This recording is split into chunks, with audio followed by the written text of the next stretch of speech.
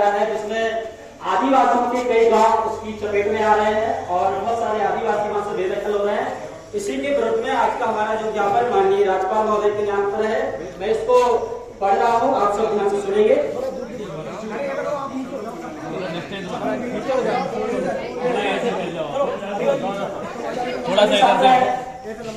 सेवा में माननीय राज्यपाल महोदय मध्य प्रदेश शासन भोपाल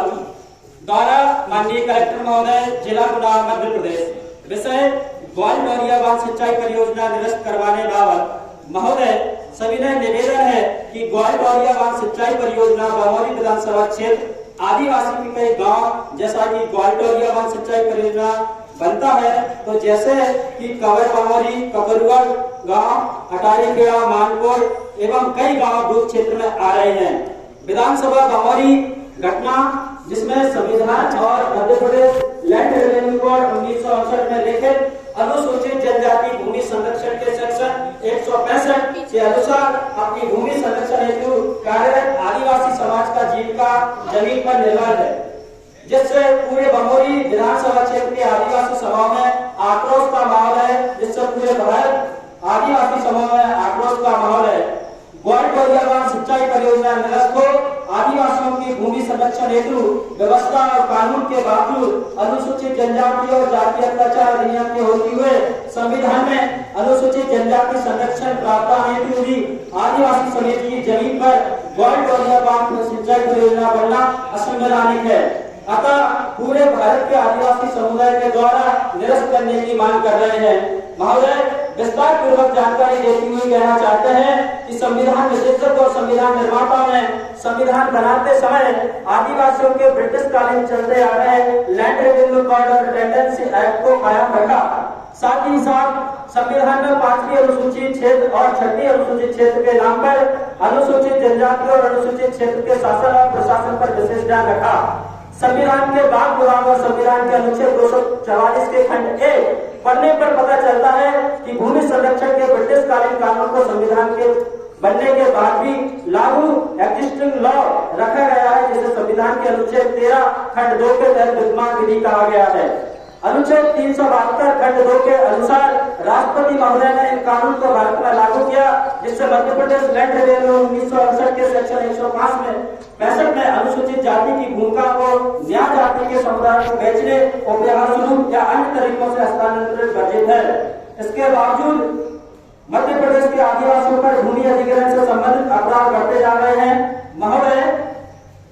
साथ ही संविधान के अनुच्छेद 244 के खंड 1 के 5वीं अनुसूची के प्रावधान के शीर्षक अनुसार 5वीं अनुसूची के प्रावधान न सिर्फ अनुसूचित क्षेत्रों में लागू है, बल्कि भारत के हर एक अनुसूचित जनजाति पर भी लागू है, जो कि संविधान अनुसूचित जनजाति आदेश 1950 से अनुसूचित जनजाति घोषित है। इस प्रकार सुप्रीम कोर्ट के सत्तर जजमेंट 1997 के अनुसार पहला जजमेंट 5वीं अनुसूची के उद्देश्य आदिवासी स्वायत्तता को संरक्षित करना है, दूसरा 5वीं अनुसूची और विनिमय का उद्देश्य अनुसूचित क्षेत्रों में शांति और अच्छी सरकार के संरक्षण के लिए सामाजिक, आर्थिक और राजनीतिक न्याय सुनिश्चित करने के लिए आदिवासी स्वायत्तता, उनके संस्कृति और आर्थिक रोजगार का संरक्षित करना है। संविधान के अनुच्छेद 244 के 5वीं अनुसूची प्रावधान के शीर्षक अनुसूचित क्षेत्रों और अनुसूचित जनजातियों के प्रशासन और नियंत्रण के प्रावधान के अनुसार 5वीं अनुसूची के अनुसार सिर्फ अनुसूचित क्षेत्र में लागू नहीं है, बल्कि भारत के हर जगह जहाँ पर अनुसूचित जनजाति पर लागू है, जो कि संविधान अनुसूचित जाति जनजाति आदेश 1950 से अनुसूचित जाति जनजाति घोषित है। इस प्रकार कार्यकाल का यह वजह है कि संविधान द्वारा आदेश है कि पूरे भारत के हर एक अनुसूचित जनजाति के प्रशासन और नियंत्रण हेतु प्रतिबद्ध रहे और विशेष कार्यकाल का संरक्षण हेतु है। उच्चतम न्यायालय का फैसला पी रहा रेड्डी बना 1988 के अनुच्छेद क्षेत्र में केंद्र व राज्य सरकार का 1 इंच की जमीन नहीं है और 5 जनवरी 2011 का जजमेंट बना महाराष्ट्र आदिवासी देश के मूल मालिक है, बाकी इमिग्रेट है। अगर 75 सालों में ग्राम सभा विधि या प्रवर्तन विधि को कमजोर करने के लिए कोई संशोधन हुआ तो अनुच्छेद 13 खंड 2 के तहत आदिम जाति जनजाति का विरोध करने पर शून्य हो जाएगा। महोदय अनुच्छेद 141 के तहत माननीय सुप्रीम कोर्ट के जजमेंट हर न्यायालय में लागू है। अगर कोई कार्यालय मानने से इनकार करता है तो आईपीसी की धारा 124A के तहत वह देशद्रोह है। अतः यदि हमारी जमीन लेने की कोशिश की तो हमारी ग्राम सभा आपको देशद्रोह की हजारों हेक्टेयर जमीन डूब में जा रही है। इस जमीन पर आदिवासी लगभग 2-3 पीढ़ी से निवासित हैं तथा जहाँ ग्वाल डोरिया सिंचाई परियोजना बनाया जा रहा है वहाँ आदिवासियों के कुल देवी देवताओं जैसे रानी का काजल बाबा देव, रुआल बाबा देव और अनेक पुरखों के देवी देवता ग्वाल डोरिया पानी की डूब में आ रहे हैं। अगर आदिवासी समाज को इस तरीके से अपने घरों से बेदखल करके निकाला जाएगा तो वह बाहर जाकर किसकी शरण में जाकर अपना जीवन यापन करेंगे एवं बच्चों का भरण पोषण करेंगे। जिस तरह आदिवासी समाज अपनी रूढ़ी व प्रथा एवं संस्कृति के साथ अपना जीवन जी रहा है वैसे ही जीने दो। अगर फिर भी ग्वाल डोरिया बांध सिंचाई परियोजना बनती है और इसमें कुछ विवाद होता है तो संपूर्ण जिम्मेदारी शासन और प्रशासन की रहेगी।